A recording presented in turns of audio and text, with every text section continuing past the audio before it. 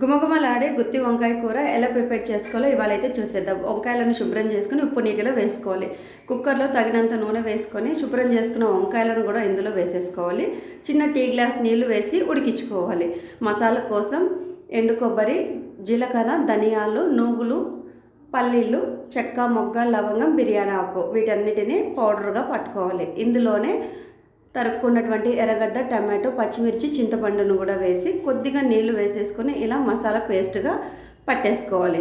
మసాలాను పక్కన ఉంచుకొని ఉడికించుకున్నటువంటి వంకాయని ఒక్క విజిల్ రాగానే ఆఫ్ చేసేసుకోవాలి.